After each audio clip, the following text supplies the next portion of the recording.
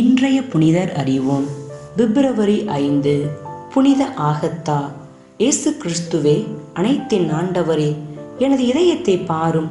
உமக்கு என் விருப்பம் நன்கு தெரியும். என்னிடம் உள்ள அனைத்தையும் எடுத்துக்கொள்ளும்.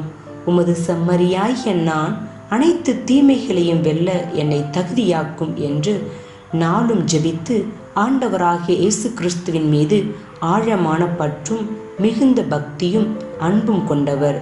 அன்னை மரியாவை தனது தாயாகவே ஏற்றுக்கொண்டு வாழ்ந்தவர்தான் புனித ஆகத்தா.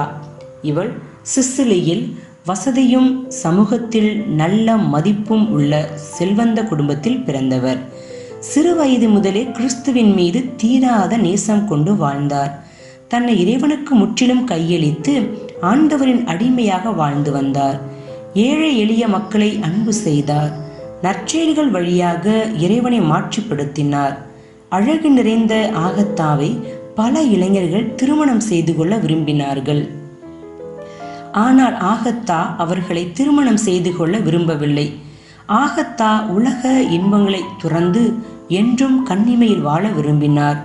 உலக நாட்டங்களிலிருந்து அகன்று வாழ்ந்த ஆகத்தாவை உயர் பதவியில் இருந்த குயினீசியன் என்பவர் திருமணம் செய்து கொள்ள கட்டாயப்படுத்தினான். குயினீசியன் விருப்பத்திற்கு இணங்காத ஆகத்தாவை பழிவாங்க எண்ணினான். கிறிஸ்தவர்களை துன்புறுத்தும் விரோதிகளிடம் சென்று ஆகத்தா இயேசு கிறிஸ்துவை ஆண்டவராக ஏற்றுக்கொண்டு வாழ்கிறார் என்று காட்டிக் கொடுத்தான். கிறிஸ்துவை அரசராக ஏற்றுக்கொண்ட காரணத்திற்காக ஆகத்தாவை சிறையில் அடைத்து உயிர் போகும் அளவுக்கு துன்புறுத்தினார்கள். ஆகத்தா, இயேசு கிறிஸ்துவே, அனைத்தின் ஆண்டவரே, எனது இதயத்தை பாரும். உமக்கு என் விருப்பம் நன்கு தெரியும். என்னிடம் உள்ள அனைத்தையும் எடுத்துக்கொள்ளும். உமது செம்மறியாகிய நான் அனைத்து தீமைகளையும் வெல்ல என்னை தகுதியாக்கும் என்று நாளும் ஜெபித்தார். ஆகத்தாவின் கற்பை கலங்கப்படுத்த குயினீசியன் திட்டம் தீட்டினான். அவரை பாலியல் விடுதியில் தள்ளினான். அப்ரோடிசியா என்னும் பெண் தமது 6 பெண் குழந்தைகளுடன் சேர்ந்து இந்த இழிவு தொழிலை நடத்தி வந்தார். அங்கே மிகவும் போராடி அவமானங்களையும் அடிவுதைகளையும் தாங்கிக் கொண்டு தன்னை களங்கம் இல்லாமல் ஆகத்தா காத்து கொண்டார். அவனது விருப்பம் நிறைவேறாத காரணத்தால் 1 மாதத்திற்கு பிறகு மீண்டும் குயினீசியன் ஆகத்தாவை அழைத்து பேசினான்.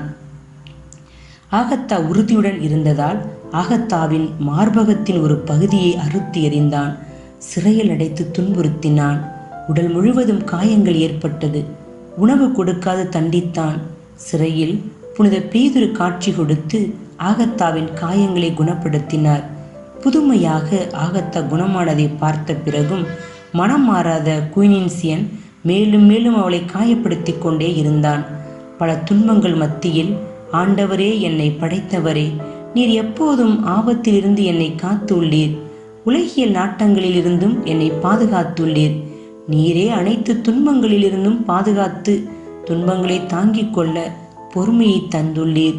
இப்போது எனது ஆன்மாவை ஏற்றுக்கொள்ளும் என்று கூறி 251 1ஆம் ஆண்டு உயிர் துறந்தார். புனிதையிடமிருந்து கற்போம். பாலியல் விடுதியில் துன்புற்ற வேளையிலும் தனது கற்பை காத்து கொண்ட ஆகத்தாவை போல் நிறை கற்போடு வாழ்வோம்.